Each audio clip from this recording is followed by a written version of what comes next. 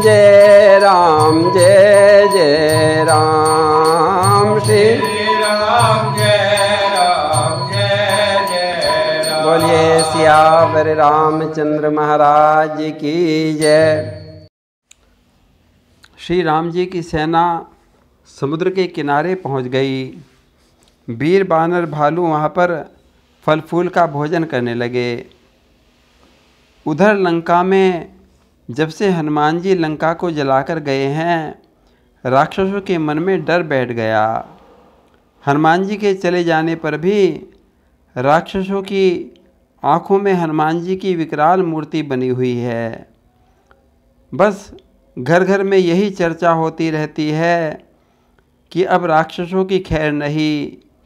जिसके दूत ने सारी लंका फूंक कर रख दी, अगर वह स्वयं यहाँ पर आ गया तो हमारा क्या हाल होगा।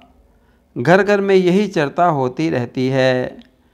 जासु दूत बल बरनि न जाई, तेहि आए पुर कवन भलाई। महारानी मंदोदरी की गुप्तचर दूतियों ने आकर पुरवासियों की चिंता को महारानी से बताया। मंदोदरी चिंतित हो उठी, तो तुरंत रावण के पास गई। एकांत स्थान में पांवों में गिर पड़ी, रावण को समझाने लगी। मंदोदरी के वचन नीति युक्त थे। मैं कहने लगी कि स्वामी, आप भगवान से बैर छोड़ दो और मेरी बात ध्यान से सुनो और उसको धारण करो।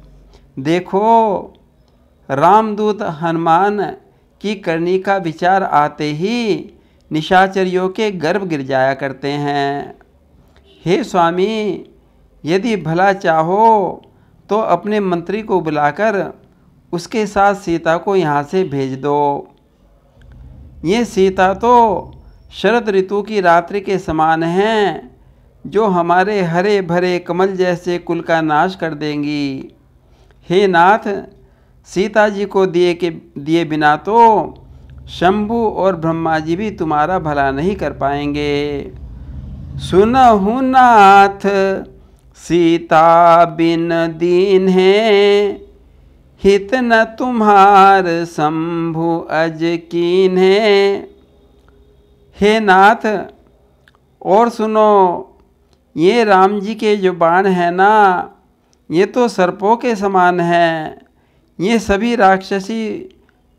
राक्षस रूपी मेंढकों को खा जाएंगे। इसलिए हट छोड़ दो, मेरा कहना मान लो।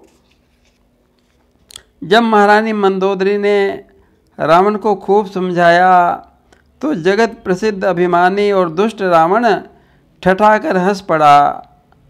कहने लगा, किसी ने सत्य ही कहा है, स्त्रियां बड़ी डरपोक होती हैं, उनका मन बड़ा कच्चा होता है, अच्छा काम में भी डर लगने लगता है।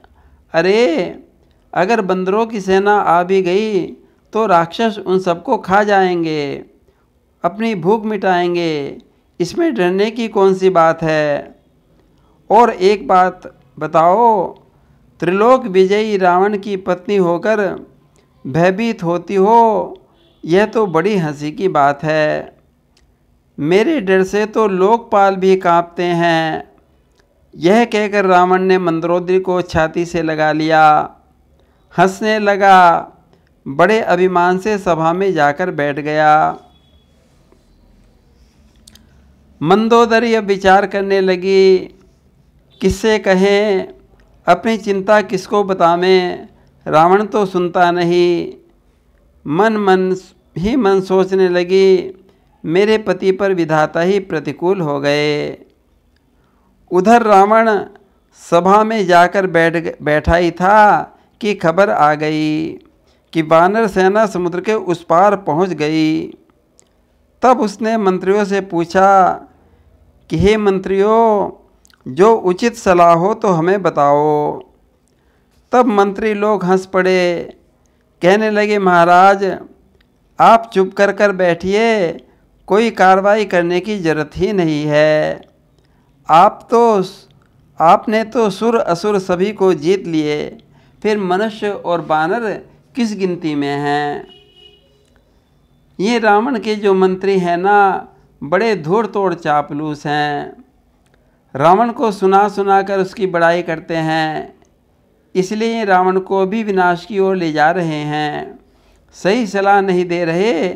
अंदर से तो मैं हनुमान जी का डर उनको सताता रहता है। ठीक ही कहा है, यदि मंत्री, वैद्य और गुरु ये तीनों भय या लालच से प्रिय बोलते हैं तो राज्य, शरीर और धर्म तीनों का नाश हो जाता है। मंत्री यदि राजा को उचित सलाह न दे, उसकी हाँ में हाँ मिलावे तो राज का नाश हो जाता है। वैद्य यदि डर या लालच से रोगी को कुपथ्य दे दे तो रोगी मर जाएगा। और यदि गुरु लोभ या भय से शिष्य को अधर्म से न रोके, सन्मार्ग में न चलावे तो धर्म नष्ट हो जाता है। सचिव वेद गुरु तीन जो, प्रिय बोलई भय आस। राज धर्म तन तीन कर, हो ही बेग ही नाश। रावण की सभा में ये विचार विमर्श चल ही रहा था, तभी विभीषण जी आ गए। बोलिए सियावर रामचंद्र महाराज की जय।